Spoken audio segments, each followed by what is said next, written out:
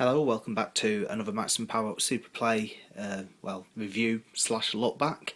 As usual, I'm Paul. Today I'm going to be looking at Super Play issue 8 from June 1993. So featured game here is Pop N Twinbee by Konami. Absolutely fantastic shoot 'em up. One of my favourite Super Nintendo games as well. Just really colourful and just a fun shoot 'em up really. Anyway, on with the actual magazine. We have got the advert for some more Konami titles here: Axlay, Parodius, and Prince of Persia. Again, I've just done my last video as I'm doing this one like this rather than the stationary camera. Again, if people prefer the stationary camera and just not have this sort of a viewpoint, please comment and tell me. So anyway, I'll start talking about different camera viewpoints and look through the magazine. So as usual, we've got the editorial page, again for fantastic artwork, but again I think I say that every single issue. Here we've got the contents page. So we have got a Peter Molyneux interview that's in the magazine, and again the reviews and also your regulars there as well. So this is June 1993. So we have got big news story. Capcom announced Street Fighter 2 Turbo, which obviously was absolutely fantastic because you could be the bosses. Probably the question that most SNES owners asked, with the original Street Fighter 2 coming out. Again, down here we've got the Super Play profiles. And so we've got the other bigger story there. Nintendo announced hot new Super Mario collection, which is Mario All Stars. Fantastic value there. And then we've got some the Spring Business Design Centre. Sorry, no, Spring ECTS. God, I can't read. At the London Trade Show. We have got a bit of a preview here for Alien 3. And then what we've got here, Fatal Fury 2, a little bit of news there, and also some news on R-Type 3. And also, Super WrestleMania 2 it was called back then, obviously becoming Royal Rumble. So, next up we've got more games news here. Super Turrican, which costs an arm and a leg. Nowadays to obviously get that boxed. This was a sign of the 90s really. Great games exchange, doing all this mail order games exchange, sending your game off and hopefully getting one in return. It's not something I ever did. Then we've got Live from Hell City. What we've got showing here, there's only a couple I really recognise. Bomberman down here. Run Saber is another one. So really, like I say, only a couple of games I do recognise there. And what else have we got? A game, Troddlers. One that doesn't really cost too much if you do want to get that, in your own collection. And then we've got this didn't happen, I don't think. Talking about Under Siege, the game on Super Nintendo. So yeah. Next up, a fantastic couple of games there. We've got Rock'n'Roll Racing and Robocop vs Terminator from Interplay. Then we've got Lord of the Rings, not really a good game. Super Widget, never bothered about. I do remember the cartoon though. Battletoads and Battlemaniacs, nope, only ever played the Game Boy version, and my god, I know I'm bad at games but it's solid. Then we've also got a bit of news on Plock, done by the Pickfords, Asterix, and Art of Fighting. So, what else have we got? We've got Super Family Tennis, reasons to buy a multi-tap. That is one game that I've got in my collection. Just happens to be there, so easy enough just to pull out. Anyway, moving on. Super Formation Soccer 2, never played that. And then some little Mario Kart toys down here. Super Play's Hot List. well, you guys can see for yourself some fantastic titles, definitely. Star Fox gets a UK release. Obviously over here it was known as Starwing. Anime World, 3 times 3 Eyes is the only thing that I do actually recognise there. Oh, and Vampire Hunter D, sorry, 2 things. Moving on, we have got Striker. That was a fantastic football game because it had the indoor matches as well. Super Shadow of the Beast, I don't think that ever happened. And then we've got, this was a new sort of gossip column, Chris and Tell, 2 Little Robots. It was a fun way of, sort of talking about rumours of upcoming games and stuff like that. So it was always good to read that. I thought it was a nice little touch and a good new feature. So here we have got a competition to win a load of prizes. Going through the rules, prizes there. So we've got Lost Vikings t-shirt, Superplay t-shirt, Bubsy, Action Replay joystick, and it's got obviously all the questions here, and you've got some sort of jokey panel type quiz scenario, with some Superplay staff there. Anyway, moving on, we have got an interview. Mark Lewis from EA, talk about some of their big up and coming games. We've got Jungle Strike down here, obviously fantastic. Road Rash, which sadly never came out on the Super Nintendo. I've watched the Game Boy version, so I think that's the only thing it came out on for Nintendo consoles. And then here we've got the charts. So number 1, Star Fox in the import chart, not surprising there. Super Mario Kart in the official chart. Star Fox in the American chart, and Dragon Ball Z in the Japanese. Moving along, feature review is Pop N Twinbee.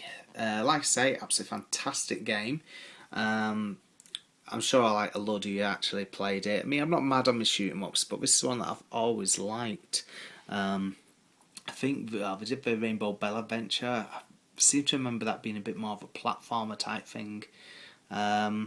But yeah, it's a really good game, Pop N Twinbee. I had it for a couple of games nights, doing score challenges and stuff like that. So yeah, definitely worth picking up. And not a stupid amount of money to get hold of either. And again, here we have another cart swap type club thing. Again, if anyone ever used one of these, just do comment and tell us. I'm intrigued to see if you actually were legit. Next up, Super James Pond. Obviously, based on RoboCod, the second James Pond game. Mainly known for the Amiga and ST. I know it came out on the Mega Drive as well. Here, you've got picking up these items, which spell out the word cheat, so you can get invincibility. Makes the game a bit too easy, obviously. And they've given that 79%. Not a bad game. Well, I've not played it on the SNES, to be fair, but I've played it on other systems, including like the PlayStation. The Lost Vikings, absolutely fantastic game. I'd like to say underrated, but it's starting to go up in value now, so I think a lot more people know about it than what I thought. Anyway, fantastic game. 84%. There was a sequel. I've never played it though. Then we have Solstice 2 Equinox, a game I picked up fairly recently from a Superplay Top 100, but it's not a game I'm that keen on. I really struggled to get into it, although I know it's got a lot of fans.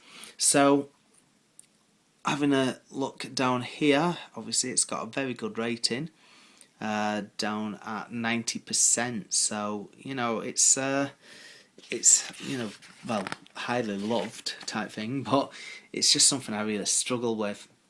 So anyway, we've basically now got a preview special. This is obviously Peter Molyneux from Bullfrog, so he's talking about Syndicate. Fantastic on the Amiga, not that great on the Super Nintendo. So he's talking through like how to make the game and what to expect, bit by bit. So like the first few months you're doing this and then so on. just talking through, you know, getting a game to market really. So that's a 3-page feature there. And then we've got a player's guide for Star Fox.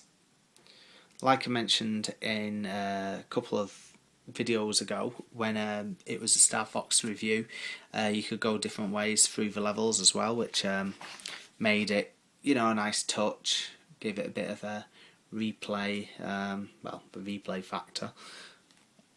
Just quickly glance over those.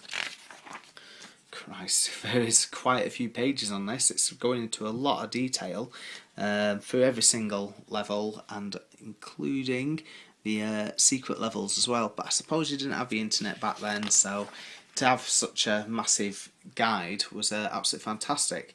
And then we've got the console concepts, who seem to be in every single issue as well, with all their import stuff.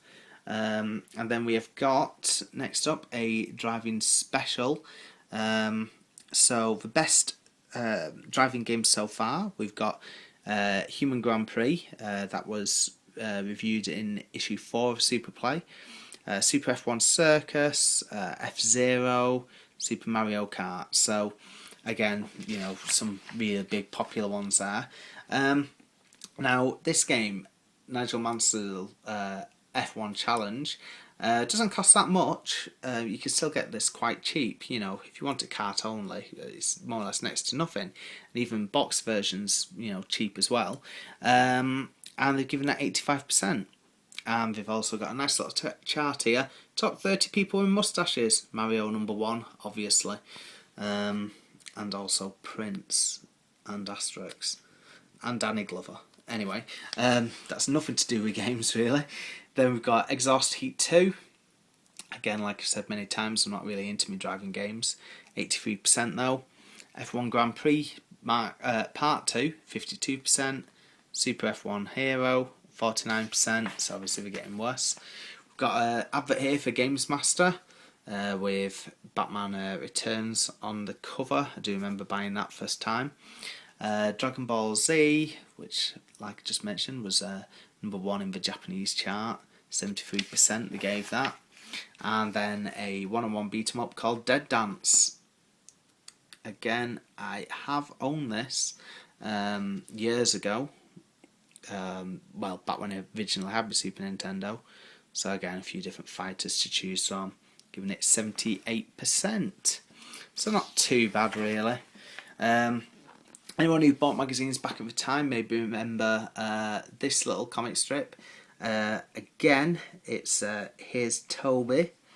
I can't remember who it was actually for. Right, yeah, Computer Exchange basically, which is now CEX. So obviously it's going back quite a bit. Next up, we've got Cool World, based on the film starring Brad Pitt. 52%. That sells for a stupid amount of money. Player's Guide for Batman Returns, bit of a surprising one really, because it's mainly just a beat 'em up. So there's not really too much skill involved, but anyway. So we've got a couple of pages there. Back to more reviews. That's one thing I did like about Super Play. They did break things up quite a bit. USA Ice Hockey, 60%. Super Tom and Jerry, 42%, done by High Tech Expressions. Doesn't look too great. This is a game which can never really get my head around, like whether or not I like it or not. Bob, I remember renting it out at Blockbuster, or it may have still been Ritz back then. 54%. Again, the value of this on eBay seems to slowly be creeping up compared to what it was a few years ago. But then again, most games are. Biometal, game I've never played, shoot 'em up. I don't know if there's any fans of this game. I know there's a lot of fans of shoot 'em ups. Looks a little bit like R-Type really, that sort of thing. Anyway, we've given that 71%, so it's not that bad really. 2020 Super Baseball. Christ, that's not even that in the future now, is it? I mean, what, we're in 2016, so in 4 years' time, we're going to be getting this. Baseball played by robots. It's going to be absolutely fantastic. Maybe. and yeah, like women cyborgy type things, and yeah, this is going to be baseball. Yeah, there we go. Anyway, 85%, so really good review there. Then we've got a game I used to have, Outlander. Absolutely crap, honestly, and I'm not even just going off a review. I wish I had, because I wouldn't have bought it. I remember trading games in, as I mentioned on the show, and left with this piece of crap, and it was absolutely awful. I think I took it back the next week. Probably got even less for it, but there you go. You live and learn. Super Strike Eagle, we have got 61%. Something I did have in my collection on Japanese recently, but we got rid of it. Sayova Seal, never heard of it, 79%. Looks like a bit of a platformery type thing, is it? Oh god, I can't even tell. Devil's Course, which is golf, 80%. Then we've got the the usual Super Play offers, on joysticks and folds and things. Then we've got Game Freak, again with all your technical stuff. New column, Daydreaming, where people would send in their ideas for games, and then basically the people who work on the magazine would give their thoughts, whether or not it work or not. Then we've got Mode 7 Cheats and Ask AD. So just go through Contra 3 there, or Super Pro Protector, Street Fighter 2, Super Parodius, Desert Strike, The Rocketeer, Super Soccer, some action replay codes. God, there's just absolutely loads. Kiki Kai Kai. Again, I will have to get that eventually. Aliens vs Predator, got awful reviews, but I know it sells for a lot of money. Then we have got Playback with the letters. So what's hot this month? It is Japanese RPGs, fanzines, and SNES Street Fighter 2 Turbo. Then Mega Drive. What isn't hot is Mega Drive, Street Fighter 2 Champion Edition, and Street Fighter 2 codes. So there we go. Again, up here we've got some of the jokes. Yeah. It's again no highly rated ones, all zeros and 1s out of 10, 2 out of 10 and things. Sorry about that, I just found myself drawn into them. Then, as I mentioned last time, there's this thing, envelope art, which looks absolutely stunning. I mean, you can probably see some of these look really, really nice, and a different way to send your letters into Super Play as well, I suppose. But yeah, I mean, that's so colourful, it looks fantastic. And again, Star Fox one down there. Then we've got an advert as usual for Total, and then we've got a questionnaire which I used to love doing as a kid. So again, talking about what hardware you own, whether or not you own it now or you intend to buy it, whatever. Again, more machines there, the ST, C64, Spectrum. How long have you owned your console? What sort of Super Nintendo do you have? Again, there's just loads and loads. List your 5 favourite Super Nintendo games. Reading habits. Basically want to know what you think of a magazine, and everything you're buying and how you buy it and everything. But yeah, good to look back at them. Next up, we've got What Cart, as usual, to start rounding off the magazine. Then we've got a feature here, Top 5 Intro Sequences, Another World. Yeah, that was a brilliant one, definitely. Super Star Wars, Star Fox, Prince of Persia, Gradius 3. So again, more What Cart, and more What Cart. And then Top 5 Underwater Bits, Axley, Pugsley's Scavenger Hunt, Bart's Nightmare, Mickey's Magical Quest, Super R-Type. What else have we got here? Top 5 in-game shops, so Legend of Mystical Ninja, Zelda 3, UN Squadron, Gods, and Cool World. A bit of a weird sort of list, that one.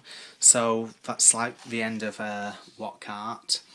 and then you've got the supermarket with, you know, the games and consoles for sale. So like Game Gear for sale, with 8 games, battery pack and AC adapter, £200. So there's all sorts here. UK SNES and Top Games Action Replay and Carry Case mint condition with £600, except £350. And then just say for fanzines and swaps and all sorts of stuff.